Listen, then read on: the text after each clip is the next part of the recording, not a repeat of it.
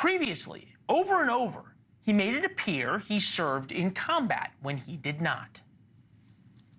I spent 25 years in the Army, and I hunt. And I gave the money back, and I'll tell you what I have been doing. I've been voting for common sense legislation that protects the Second Amendment, but we can do background checks. We can do CDC research. We can make sure we don't have reciprocal carry among states, and we can make sure that those weapons of war that I carried in war is the only place where those weapons are at.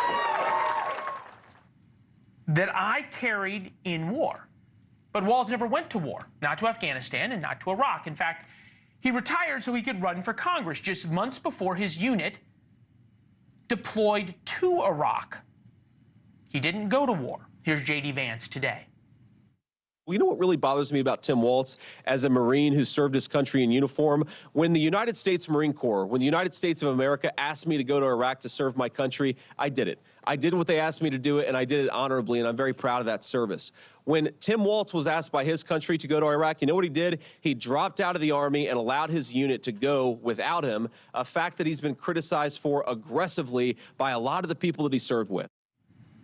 All right, Sergeant Major Joseph Eustice served with Walz. In fact, the Harris campaign put out a statement by him. Joseph Eustice, 32-year veteran of the Guard who led the same battalion as Walz, said the governor fulfilled his duty. He was a great soldier. When he chose to leave, he had every right to leave. It's good to see you, sir. Thank you for being with us, Sergeant Major.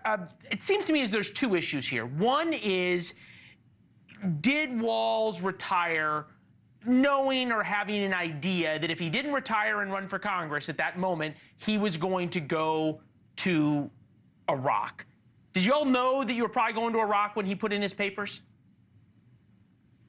As far as I know, he did not know.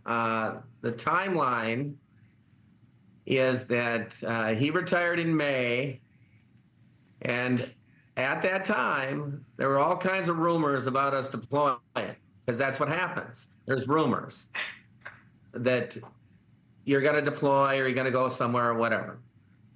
In May, when he decided to retire, we had no, other than rumors, there was no NOS, which is the notice of deployment, which that didn't come until July of that year.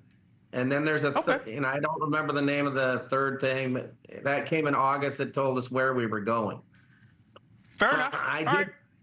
I did talk to him in prior to his decision to retire, and he told me he was going to become a congressman, which I didn't think that was a great idea. But why did you think it was a great idea?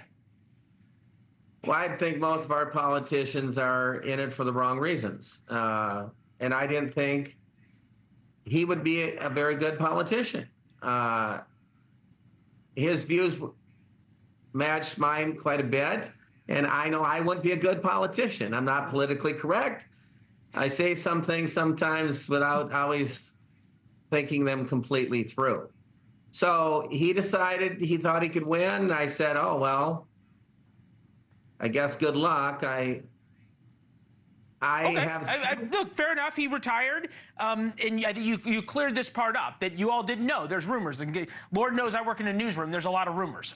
So I understand that. The second question here is, I think, a little bit more poignant, which is that oftentimes, and there was that video, actually, that the Kamala Harris campaign put out, where he sure makes it sound like he was in combat, which is something that he never was in. And there's these accusations now, the line is stolen valor. There are men who were in combat, there are men who didn't come home, there were men who were wounded, and to say you were there when you weren't just isn't right. How do you come down on that? Well, I hadn't heard that he had said that until today. Now, from my perspective, you shouldn't say you went if you didn't. You shouldn't say you used weapons in war when you did not. I do know that our politicians tend to say things that get embellished, or they embellish themselves. And, you know, I think it is wrong to say you've done something that you didn't do.